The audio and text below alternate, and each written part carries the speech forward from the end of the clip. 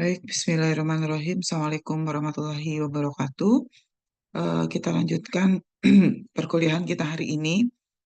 Hari ini kita masuk dengan kuliah ke-5 ya, materinya. Kalau seandainya beberapa minggu yang lalu kita udah mempelajari apa itu kelayakan usaha, kemudian siklusnya bagaimana. Lalu kita juga sudah mempelajari eh, time value of money. Jadi bagaimana ternyata nilai uang itu bisa berubah dan kita sudah mempelajari berbagai metode perhitungannya. Dan minggu lalu saya sudah masuk terkait dengan analisis kriteria kelayakan finansial dan terakhir ya saya masuk dengan aspek-aspek yang mempengaruhi kelayakan usaha selain dari aspek finansial. Nah, hari ini saya akan membahas terkait dengan karena ketika kita bicara analisis kelayakan usaha, kemudian kita masuk dengan analisis finansial. Di analisis finansial itu ada beberapa kriteria yang kita bisa pakai sebagai indikator untuk menentukan layak atau tidaknya sebuah usaha. Nah, hari ini saya akan mulai dulu dengan itu. Jadi bagaimana kalau ternyata di antara misalnya ada IRR, ada NVV, ada IP, ada net BC, ada gross BC yang ternyata misalnya nih NPV-nya layak tapi IRR-nya tidak layak, misalnya seperti itu. Nah, itu tentu kita harus punya dasar eh, pertimbangan lain yang kemudian akan menjadi eh, faktor-faktor yang mempengaruhi kita dalam mengambil keputusan ya. Saya izin share screen terlebih dahulu materinya.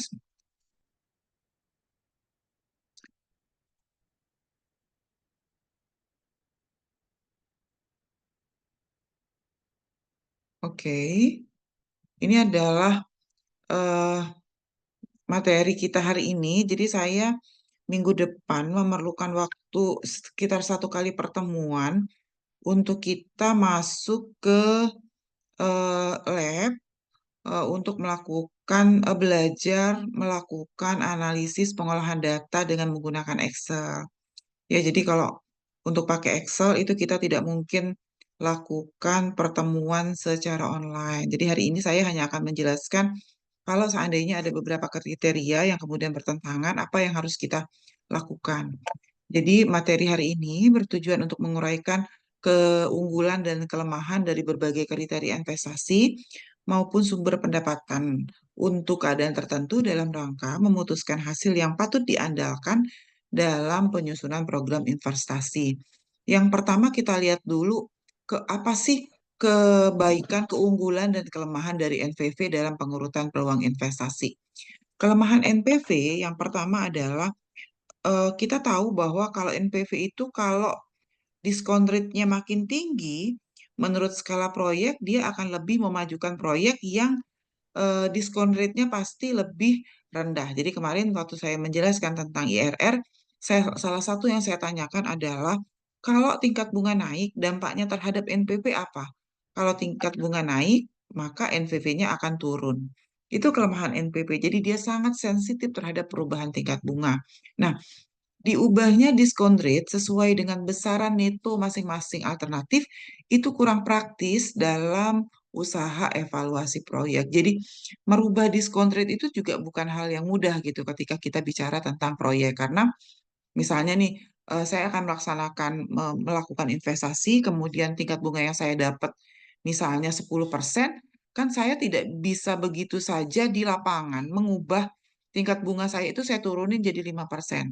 Kenapa? Karena tingkat bunga saya yang saya dapat itu juga ditentukan oleh donatur, ditentukan oleh investor, kira-kira seperti itu. Sehingga walaupun di atas kertas, di dalam Excel kita bisa merubah tingkat bunga naik turun begitu saja, tetapi ketika di level aplikasi, tingkat bunga yang kita pakai untuk menghitung NPV IRR itu nggak semudah itu untuk merubahnya.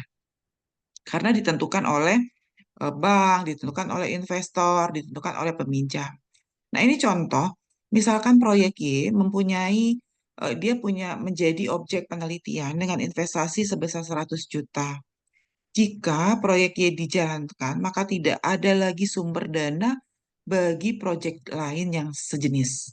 Ya, jadi kita dihadapkan pada pemilihan alternatif yang terbaik sesuai dengan keterbatasan dana yang ada. Jadi sebelum saya membahas tentang NPV, IRR, indeks profitability, gross BC dan net BC, ada satu istilah yang saya jelaskan yang disebut dengan ini yang warna merah, mutually exclusive project. Nah, apa itu mutually? Semoga masih ingat. Jadi mutually exclusive project itu adalah kemampuan kita untuk memilih alternatif proyek terbaik di antara beberapa alternatif yang ada. Jadi uang saya cuma 100 juta, tetapi saya punya beberapa pilihan untuk menggunakan uang 100 juta tersebut. Misalnya, uang 100 juta itu saya mau bangun tempat wisata, atau saya mau bangun sekolah, ya, atau saya mau bangun panti asuhan.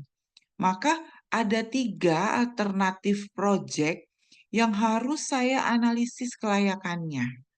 Nah, itulah yang disebut dengan mutually exclusive project. Bisa ikutin sampai sini? Nah, untuk mutually exclusive project, misalnya nih, dengan uang 100 juta tadi saya punya tiga plan. Plan A, saya investasi 100 juta, saya dapat NPV 10 juta.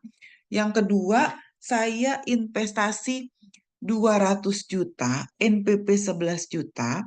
Saya investasikan 60 juta, NPV-nya 9 juta. Kalau lihat ini, tiga alternatif ini kira-kira mana yang mau kita jalankan? Ada yang bisa bantu nggak? Pakai logika ilmiah dulu. C, Desvinta Bu. Diva C. Kenapa? Siapa yang jawab tadi, Luis ya? Sanugrah, Bu. Anugrah. Oke. Anugrah. Kenapa C, Anugrah? Karena persentasenya lebih besar, Bu. Oke. Dibandingkan dengan jumlah investasi kita di awal, Bu kan? Oke. Jadi menurut Anugrah, kalau seandainya kita pilih C, uang yang kita investasikan kecil, tapi dapatnya hampir sama kalau kita investasinya 100 juta. Ya, Kira-kira Bu. gitu ya. Oke, betul. Logika ilmiahnya sudah betul, berarti udah jalan logika ilmiahnya. Nah, sekarang kita ada nggak yang punya pendapat berbeda? Ada? Sekarang kita lihat analisisnya. Ya, jika hanya ada rencana A dan B, maka tentu rencana A yang kita pilih, ya enggak? Kalau hanya ada satu rencana A dan B, ya, kalau hanya ada rencana A dan B, kalau hanya ada A, kemudian hanya ada B, maka pasti kita pilih A. Kenapa? Karena investasinya 100 juta, dapatnya 10 juta, daripada 200 dapatnya 11 juta. Sebaliknya, jika diskon rate sosial betul-betul mencerminkan tingkat rendeman yang dapat diperoleh dengan penggunaan alternatif penghematan sumber dari proyek Y, maka sebaiknya kita pilih alternatif B. Nah, ini yang kedua ini perlu analisis. Jadi gini, kita boleh kok kalau seandainya tadi yang disampaikan Anugrah itu betul-betul pemikiran orang ekonomi gitu, pemikiran pengusaha, pemikiran entrepreneur ya. Tetapi kadang-kadang ketika kita mengaplikasikan analisis proyek, kita pada saat itu tidak hanya berperan sebagai entrepreneur. Kita pada saat itu tidak hanya berperan sebagai pengusaha. Kita pada saat itu tidak hanya berperan sebagai investor, bahkan ketika kita menjadi eh, staf pemerintahan, itu bahkan kita harus memutuskan proyek mana yang harus jalan.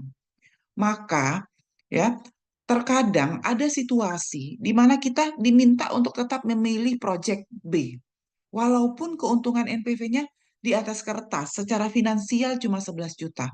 Kenapa kita tetap pilih project B yang investasinya 200 juta? Pertimbangannya pertama, misalnya ada banyak orang yang lebih banyak orang yang bekerja dan akhirnya punya gaji. Ya. Kemudian dengan investasi 200 juta itu banyak terbuka akses-akses pasar, jalan-jalan diperbaiki, kemudian penduduk yang awalnya terisolir jadi terbuka. Maka dalam situasi seperti itu, walaupun secara finansial NPV-nya 11 juta, kita tetap akan pilih yang B. Bisa ikutin sampai sini? Jadi kalau yang disampaikan apa tadi Sanugra tadi juga tidak salah gitu. Tetapi Sanugra melihatnya dari sisi sebagai pengusaha, sebagai investor. Betul. Makanya waktu di awal perkuliahan saya bilang kadang-kadang atau bahkan seringkali pengusaha itu lebih aware dengan keuntungan finansial daripada keuntungan-keuntungan lain. Tetapi nanti ketika misalnya Sanugra, siapa nih, Desvinta duduk sebagai bupati, duduk sebagai ketua DPRD, maka akan ada banyak sekali proyek-proyek yang harus didanai dan ternyata NPV-nya tuh tidak sesuai dengan apa yang kita bayangkan. Tetapi proyek itu masih tetap bisa jalan dengan tadi ada pertimbangan-pertimbangan sosial, ekonomi, budaya yang kemudian bisa kita bisa kita apa ya, bisa kita akui sebagai bagian dari capaian kegiatan investasi tersebut. Bisa ikutin sampai sini? Untuk proyek A dan B? Bisa? Ya, gitu ya. Oke, kemudian jadi makanya di sini jika diskon rate sosialnya itu betul-betul mencerminkan tingkat kemampuan dia untuk bisa merangkul lebih banyak penggunaan sumber daya, ya nggak apa-apa kita pilih proyek B. Ya, jadi nanti sebetulnya kalau sekarang kan di S1 mahasiswa belajar analisis kelayakan usaha ini level dasar ya. Jadi nanti kalau misalnya ada yang meneruskan kemudian ikut kursus appraisal, jadi ada ikut dia ini kan ada profesi, ada ikatan profesinya ya kelayakan usaha ini. Nanti akan ada level advance-nya itu di mana kita itu akan diajari bahwa menilai proyek itu tidak melulu pertimbangannya adalah finansial. Tetapi proyek-proyek itu kadang-kadang seringkali ada faktor sosial, budaya yang kemudian menjadi pertimbangan. Masyarakat dengan 200 juta itu lebih banyak orang yang bekerja dan dapat pekerjaan. Nah, itu investasi itu jadi dampaknya luar biasa, kira-kira gitu. Nah, bagaimana dengan yang C? C ini sebetulnya betul menguntungkan untuk dilaksanakan dengan beberapa pertimbangan. Pertama, jika terdapat kemungkinan investasi sebesar 40 juta, tadi kan ada selisih ya 40 juta. Selisih antara B dan C yang dapat memberikan benefit sama atau lebih dari 1 juta. Jadi, kalau kita boleh kok pilih C seperti tadi yang dipilih oleh Sanugra, pilih C dong. Kan cuma dengan 60 juta, saya dapatnya 9 juta. Ya, tetapi terkadang dalam proyek, jadi ketika kita mempertimbangkan lihat proyek, kalau proyek pribadi nggak apa-apa, kalau proyek pribadi perusahaan perseorangan itu otomatis yang akan dipilih pasti C. Tetapi kadang-kadang dalam proyek itu kita tidak hanya bicara tentang capaian pribadi nantinya ya. Jadi ini tetap akan jadi pertimbangan ketika kita memperhitungkan. Jadi kalau seandainya proyek kita itu ternyata punya diskon rate sosial, maka kita boleh pilih proyek ketiga. Jadi rencana plan C itu boleh kita pilih asal kan tadi ada selisih tuh antara 10 juta yang kegiatan A dengan 9 juta, ada selisih 1 juta.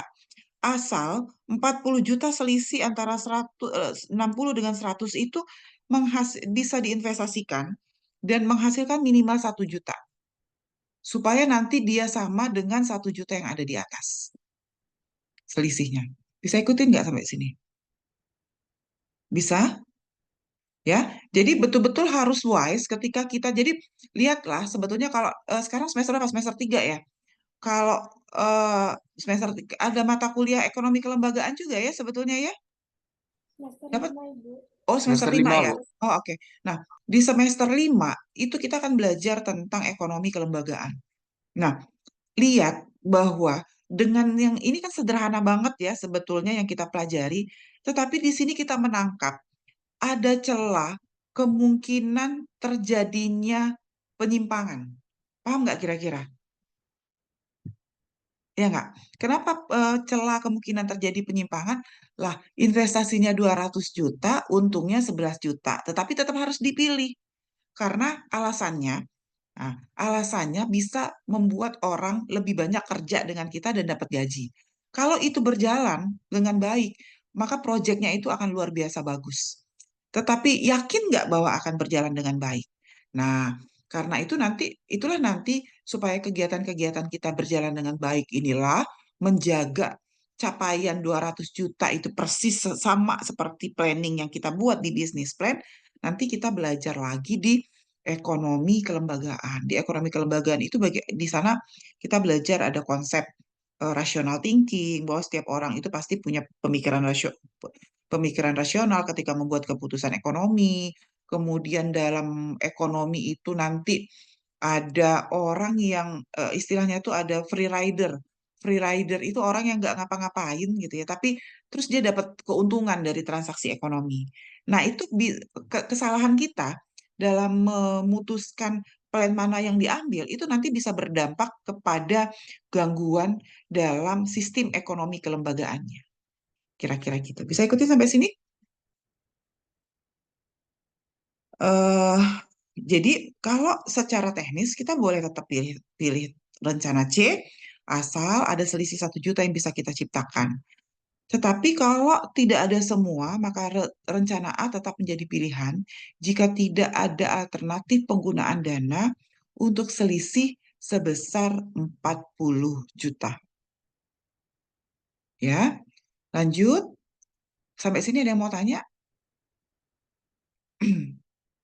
Kalau nggak ada, saya lanjut dengan apa sih kelebihannya. Nah, kelebihan NPP itu dia memasukkan pertimbangan waktu kan ketika kita menghitung NPV, kita tidak menjumlahkan begitu saja pendapatan tahun 1, 2, 3, 4 sampai seterusnya itu tidak langsung kita jumlahkan, tapi dia sudah melakukan koreksi terhadap perubahan nilai uang. Itu kelebihannya. Kedua, mempertimbangkan semua arus kas. Jadi dengan NPV itu dia masuk arus kas, biaya masuk, penerimaan semua masuk ya. Nah, kemudian yang ketiga, NPV itu mengukur besaran absolut dan bukan relatif sehingga mudah mengikuti kontribusinya terhadap usaha dalam meningkatkan kekayaan perusahaan atau pemegang saham. Nah, sekarang bagaimana perbandingan kita punya kriteria yang lain namanya net BC dengan NPV. Ya, kriteria investasi net BC merupakan indeks efisiensi yang perhitungan datanya sama dengan NPV. Ingat nggak? Bedanya kalau NPP itu selisih, ya nggak? NPP itu kan selisih penerimaan dikurang dengan selisih benefit dikurang dengan cost. Tetapi kalau net benefit, net BC itu adalah apa, ingat nggak? Benefit dibagi dengan cost. Jadi sama sebetulnya perhitungannya, tapi yang satunya rasio, yang satunya selisih. Jika proyek yang biasa serta benefitnya 2 kali lebih besar dari proyek lain, maka NPV-nya 2 kali lebih besar, tetapi net BC-nya tidak berubah.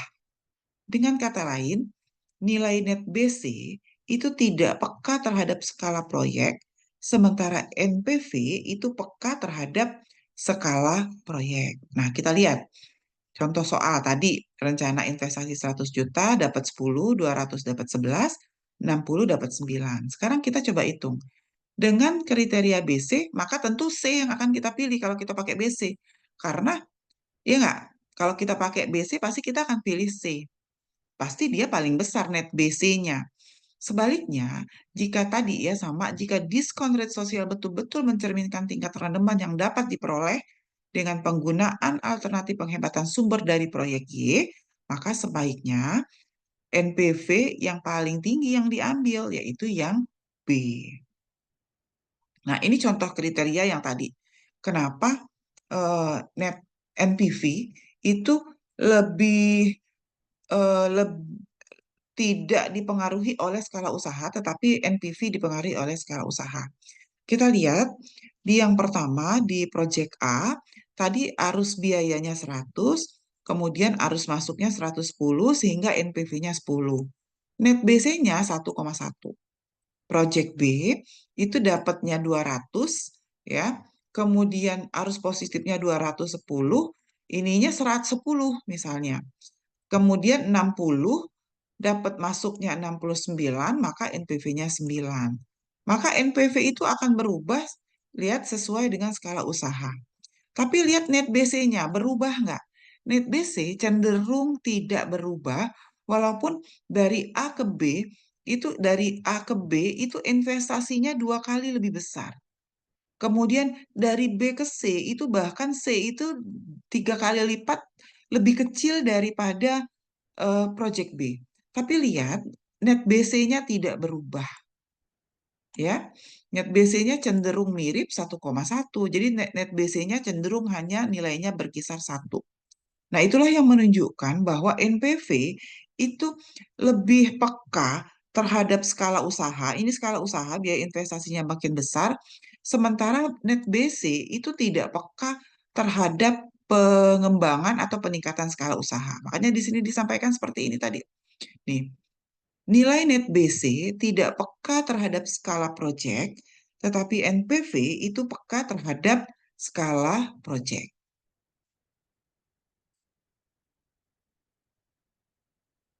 Nah, sekarang perbandingan IRR dengan NPV dan net BC. Nah, sekarang kalau seandainya ketika kita melakukan analisis, kita tinggalin dulu yang diskon rate sosial, bahwa ada proyek-proyek tertentu yang ternyata punya fungsi-fungsi sosial yang tidak dimiliki oleh proyek lain. Kita tinggalin dulu. Perhitungan tidak tergantung pada diskon rate sosial. Mengingat perhitungan IRR tidak tergantung diskon rate sosial, maka kriteria IRR dapat digunakan sebagai pengurutan 2 atau lebih proyek meskipun diskon rate sosial belum diketahui atau tingkatnya masih merupakan objek perdebatan. Kemudian sebetulnya berkaitan dengan penentuan indeks efisiensi, maka IRR yang paling banyak jadi dasar keputusan. Jadi dalam evaluasi peminjaman, IRR itu adalah kriteria utama yang digunakan oleh World Bank. Nilai IRR tidak peka terhadap skala proyek. IRR dan net BC dapat memberikan urutan yang berbeda jika terjadi crossover discount rate. Crossover discount rate itu ada proyek yang pada titik tertentu tuh ini NPP-nya sama. Jadi gini nih contohnya ya. Nih, jadi ada proyek-proyek tertentu gitu yang pada level discount rate tertentu dia memberikan NPP yang sama. Nah, ini yang disebut dengan yang disebut dengan crossover discount rate. Disebut dengan crossover discount rate. Jadi 13,3 ini, 13,3 yang merah ini adalah crossover discount rate. Kenapa? Karena pada saat itu project A dapat NPV-nya 324, project B dapat NPV-nya 324. Tetapi polanya menarik. Kalau project A itu dia dengan meningkatnya diskon rate, lihat, dia kan 500, dia makin lama makin kecil semua. Tetapi project B itu dapat, ini kan 500, ini 700. Jadi di awal project B itu dapatnya lebih besar dari project A. Jadi dari diskon rate 0, 5, 10, project B dapat NPV lebih besar dari project A. Tetapi ketika tingkat bunga di atas crossover discount rate, jadi sudah 15, 20, lihat bahwa justru project B itu dapat NPV lebih kecil daripada project A. Nah, inilah yang disebut dengan crossover discount rate. Ya, sebetulnya ada gambarnya. Ya, nanti di satu lagi. Nah, crossover discount rate dapat terjadi karena benefit neto nominal, yaitu NPV pada saat discount rate sama dengan 0, yang paling besar yaitu pada project B. IRR, yaitu tingkat discount rate yang menjadikan NPV sama dengan 0 lebih rendah, yaitu di project B. Ya, saya lanjut dulu ke materi berikutnya. Nah, sekarang setelah kita punya pemahaman itu, oke, ada yang mau tanya sampai sini sebelum saya lanjutkan ke materi selanjutnya? Untuk contoh-contoh, lanjut ya.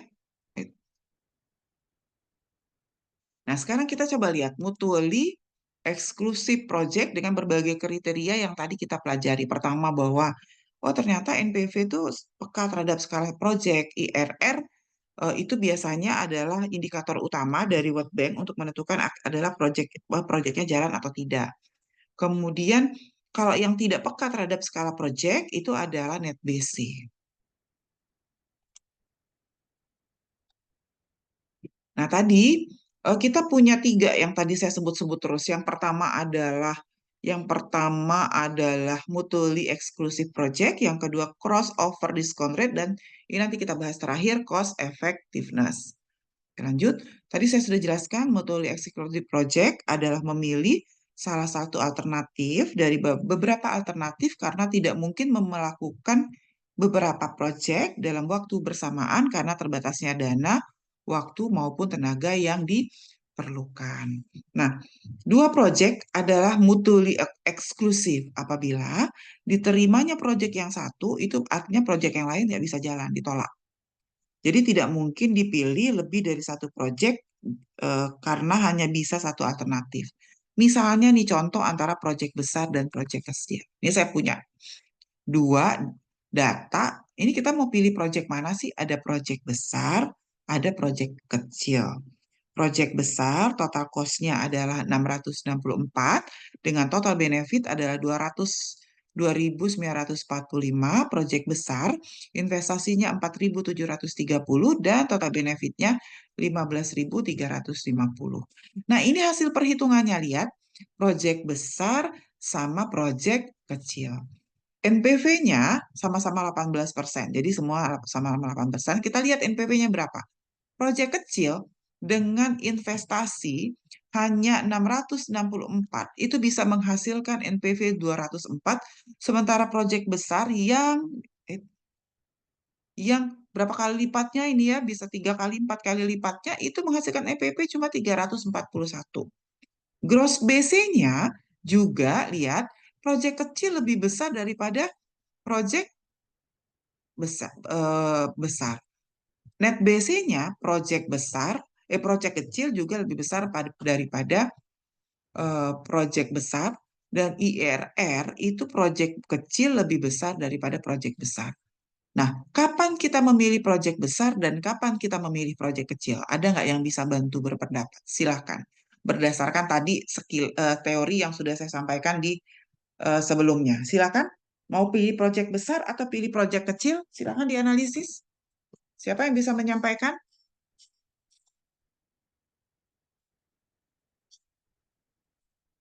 Siapa? Mau pilih proyek besar, Muhammad Diaul Hakim, bisa? Komen silakan. Mau pilih proyek besar atau mau pilih proyek kecil? Rizka Febrianti, Rizka silakan Rizka. Rizka mau pilih proyek besar atau mau pilih proyek kecil? Rizka silakan.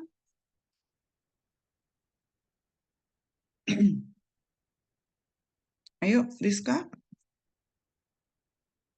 ditunggu komentarnya.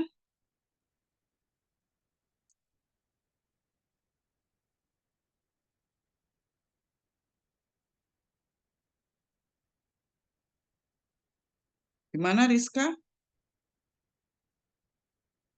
Silakan.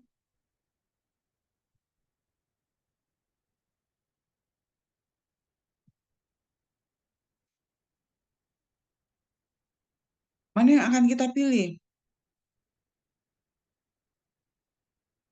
Ibu boleh izin jawab nggak? Iya, boleh silakan. Siapa? Silakan namanya. Lulu. Lulu, silakan Lulu. Ya, Lulu Oh, silakan.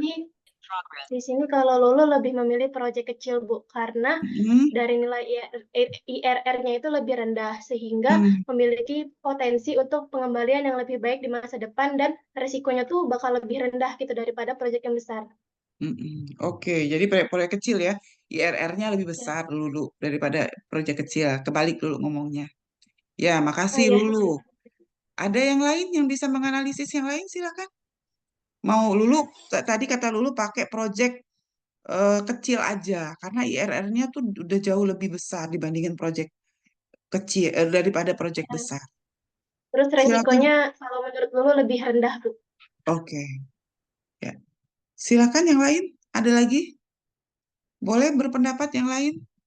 Saya mau lihat nyambung nggak apa yang saya sampaikan. Kalau nggak nyambung berarti kita harus nambah kuliah 1 kali offline lagi untuk mengulang materi ini offline. Karena nggak ini ternyata. Siapa nih? Rahma Adelia Putri, silakan Rahma. Bisa Rahma, Rahma mau pilih proyek besar atau proyek kecil dengan dasar analisis yang saya sampaikan tadi? Kalau menurut kamu ya kamu bakalan lebih pilih ke proyek kecil karena dari ya harganya juga emang lebih besar lah kepada proyek yang besar. Oke, sama dengan dulu. Ada yang punya jawaban yang lain? Ibu izin menjawab, Bu. Silakan. Siapa? Alicia, Bu. Alicia, silakan. Alicia Putri. Nah, baik Bu, mungkin saya berbeda dengan teman-teman yang lain, bahwasannya saya memilih proyek yang lebih besar. Karena kalau proyek yang lebih besar itu, seperti yang Ibu katakan tadi, bahwa ada gaji pegawai dan juga akses pasar lebih besar lagi. Mungkin saya lebih memilih proyek yang lebih besar, Bu. Oke. Oke. Ya, jadi Alisa itu sudah menyampaikan yang lain bahwa ada pilih proyek yang lebih besar. Ada nggak Alisa alasan lain yang menyebabkan Alisa memilih proyek yang lebih besar? Eh, karena kalau misalkan kita memilih yang kecil itu cuma Mm-mm. objektif ke keuntungan doang, Bu. Oke. Objektif ke? Keuntungan saja. Tapi Oke. kalau misalnya kita memilih hal-hal yang sosial, mungkin kita bisa memilih proyek yang lebih besar, seperti yang Oke. sudah Ibu sampaikan tadi di awal, bahwa Oke. ada pertimbangan lain selain pertimbangan kita sebagai investor, Bu. Oke, baik. Iya, betul ya. Jadi jawabnya bisa bisa memilih proyek besar, bisa memilih proyek kecil ya, tapi dengan masing-masing dengan alasan yang tepat. Memilih proyek kecil boleh, tetapi yang menjadi pertimbangan artinya hanya finansial dari sisi si pengusahanya saja.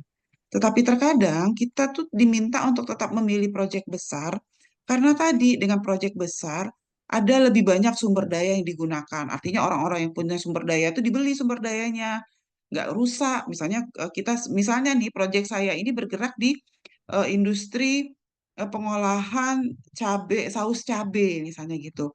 Maka kalau proyek saya besar, maka petani-petani cabe itu semua kebeli cabenya gitu. Ya, atau masyarakat sekitar yang awalnya pemuda-pemuda, yang awalnya nganggur karena proyek saya skalanya besar, itu semua bisa ketarik bekerja dan dapat pendapatan. Jadi dua-duanya bisa menjadi alternatif dengan pertimbangan yang tepat untuk setiap kegiatan. Bisa ikutin? Ya, jadi itu yang kita sebagai analis tuh tidak bisa begitu saja ngelihat oh ya gitu itu. Tapi lihat dulu gitu. Jadi lihat dulu jangan sampai nanti yang menjadi pertimbangan itu hanya pertimbangan finansial. Kecuali kalau memang usaha itu adalah usaha pribadi, usaha private private company itu boleh. Ya, tetapi kadang-kadang ketika kita membuka usaha tidak sekedar bicara tentang private company, sekarang kan kita malah sudah bicara tentang ke entrepreneur itu. Sekarang tidak hanya bicara tentang entrepreneur saja, tapi sudah yang berkembang itu justru social entrepreneur. Nah, ketika sudah bicara social entrepreneur, maka pertimbangan tadi itu jadi pertimbangan. Pertimbangan yang faktor-faktor yang tadi disampaikan itu sebaiknya juga jadi pertimbangan. Bisa ikutin apa ya? Jadi apalagi untuk teman-teman yang nanti bergerak di social entrepreneur. Oke, nah sekarang kita punya project A, project B, dan project C dengan total cost dan benefitnya masing-masing. Jadi project A, total cost-nya adalah 3.150 dengan benefit 5.425. Project B 1.500 dengan benefit 2.975 dan project C itu total cost-nya cuma 875 dengan 1.765 benefit.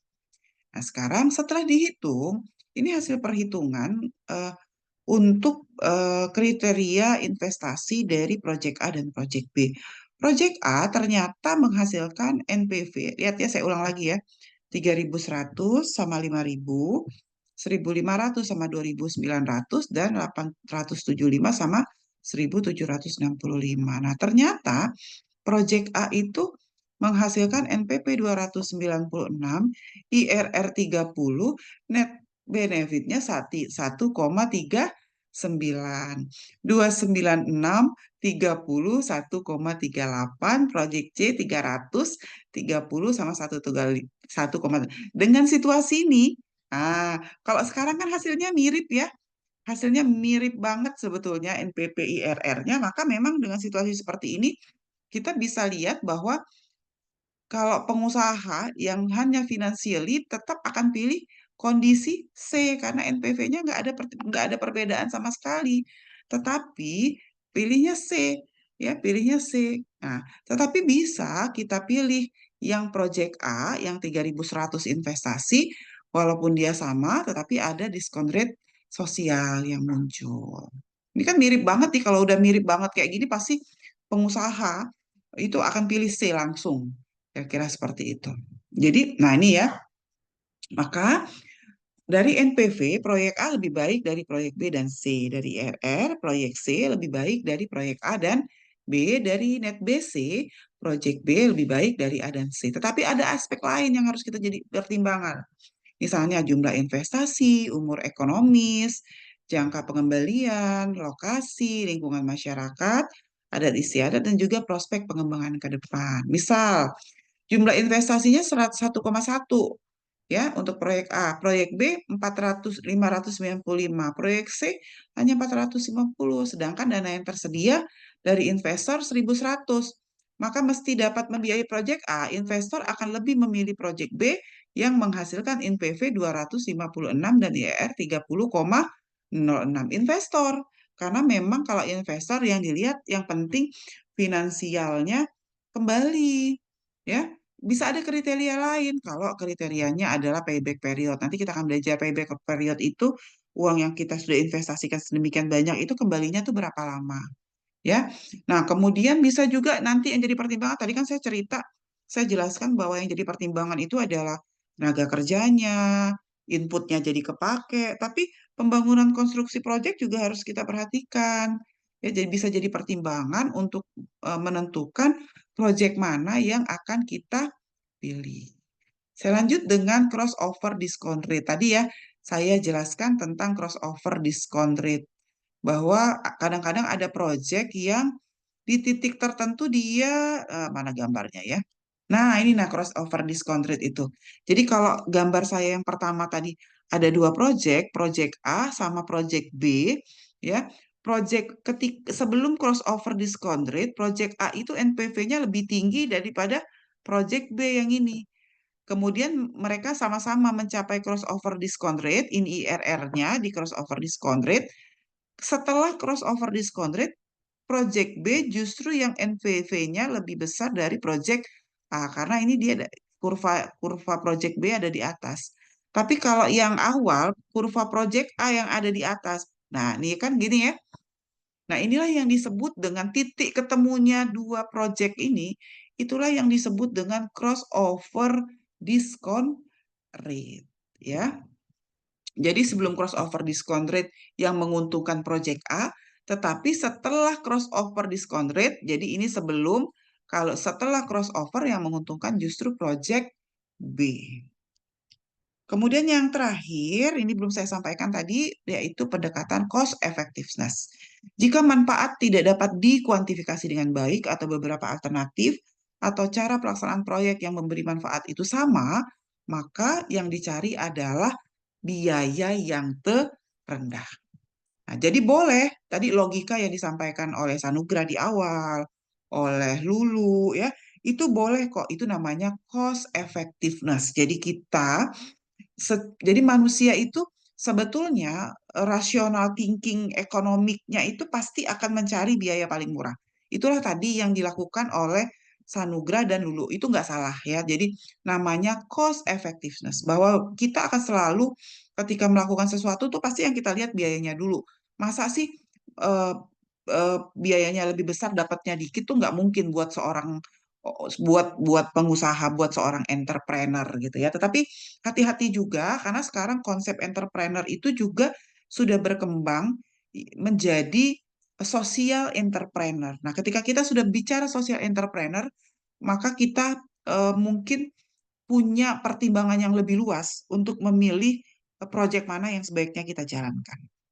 Cara pendekatannya bisa perbandingan biaya per tahun atau dengan perbandingan present value-nya. Ya. Jadi tadi contohnya, jadi yang saya tanyakan itu sebetulnya saya memancing untuk, bisa kok itu lumrah gitu. Jadi manusia itu awalnya memang yang jadi pertimbangan adalah cost effectiveness. Ya.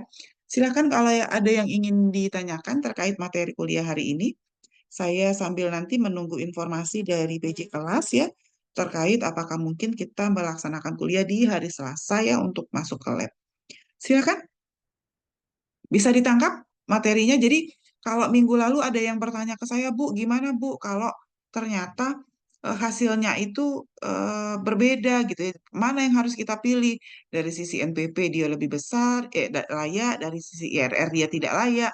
Nah, ini tadi pertimbangan-pertimbangannya ya, yang bisa kita gunakan untuk memutuskan proyek mana yang nanti akan kita pilih. Karena saya yakin yang ada di ruangan Zoom ini tidak semua nanti jadi pengusaha. Mungkin nanti ada yang akan jadi planner di pemerintahan, penyusun kebijakan pemerintah. Maka ketika dia jadi penyusun kebijakan pemerintah, maka menyusun proyek-proyek untuk dijalankan itu tidak selalu pertimbangan finansial yang jadi indikator utama. Ya, tetapi untuk teman-teman yang nanti akan jadi pengusaha, punya PT dan sebagainya, ya memang biasanya lumrah kalau seorang pengusaha itu yang masuk ke dalam pertimbangan rasional thinkingnya itu adalah finansial, ya. Jadi cost effectiveness tadi. Ada yang mau tanya silakan. Ada? Kalau tidak ada, mungkin sampai sini ya kuliahnya. Saya tutup kuliahnya. Terima kasih atas perhatiannya. Ada yang mau tanya? Nggak ada? Kalau tidak ada, terima kasih. Wassalamualaikum warahmatullahi wabarakatuh. Waalaikumsalam. Waalaikumsalam Ibu langsung, warahmatullahi wabarakatuh. ya, Ibu, terima kasih. Ibu langsung end meeting ya. Ibu.